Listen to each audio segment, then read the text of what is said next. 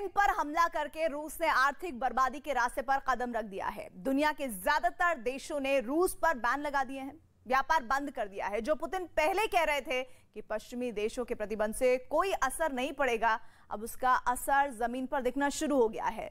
सवाल यही है कि जंग के बीच रूस की अर्थव्यवस्था कितनी कमजोर हुई है और कैसे रूस उसे रिकवर करने में लगा हुआ है। समझिए इस रिपोर्ट के जरिए।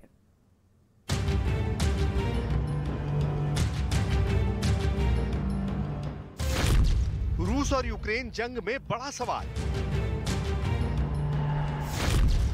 युद्ध में रूस को कितना नुकसान? आर्थिक मोर्चे पर रूस कितना मजबूत? रूस में नौकरियों का क्या होगा? रूस में इस वक्त महंगाई कितनी है? रूस ने यूक्रेन को जितना कम करके आका, उससे ज्यादा उसे नुकसान हुआ है। एक तरफ जंग के मैदान में रूसी सेना संघर्ष करती दिख रही है, तो वहीं दूसरी तरफ रूस की अर्थव्यवस्था के हालात भी कुछ ठीक नहीं है, क्योंकि बड़ी बड़ी कंपनियों तक युद्ध की आंच पहुंची है और कारोबार ठप हो गया है। इससे लोगों की नौकरियों पर संकट खड़ा हो गया है। रूस के केंद्रीय बैंक ने 13,000 से ज्यादा कारोबार का सर्वे किया है।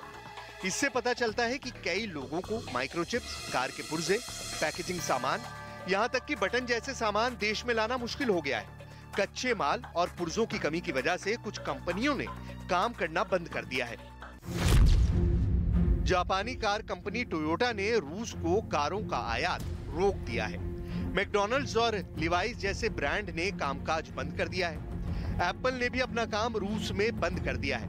भारतीय कंपनी इन्फोसिस ने भी काम बंद किया। इसके अलावा रूस में छोटी और बड़ी करीब 300 कंपनियां हैं जिन्हें अपना कारोबार बंद करना पड़ा है। इससे बेरोजगारी की समस्या पैदा हो गई है। आर्थिक बैन के बीच रूस और यूक्रेन जंग अभी खत्म होती नहीं दिख रही है। आशंका जताई जा रही है कि यह भी और लंबी खिंचेगी, जिसका बुरा असर रूस की अर्थव्यवस्था पर पड़ने वाला है। दावा है कि अब तक रूस में 2 लाख लोग अपनी नौकरियां खो चुके हैं और अगले कुछ दिनों में 2 लाख लोग से ज्यादा अपनी नौकरियों से हाथ धो सकते हैं। वहीं 2024 तक रूस में बेरोजगारी दर 7% तक पहुंचने का अनुमान है। यही वजह है कि रूस में काम करने वाले लोगों ने पलायन शुरू कर दिया है। कई कंसल्टेंसी कंपनियां अपने लोगों को वहां से बाहर निकाल रही हैं। जो लोग रह गए हैं उनके लिए रूसी शहरों में गुजारा करना मुश्किल हो गया है। बात करें महंगाई दर की, तो साल 2002 के बाद रूस में महंगाई दर 17.7% को पार कर गई है।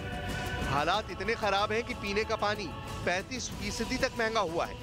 सब्जियों के भाव भी 35 से 50% बढ़ गए हैं।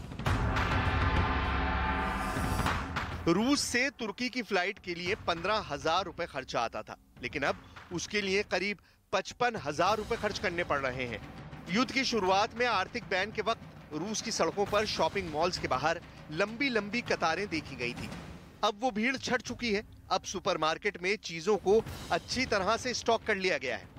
फर्क बस इतना है कि ये चीजें अब पहले से महंगी हैं। रूसी अर्थव्यवस्था की सबसे बड़ी ताकत उसका तेल और गैस है।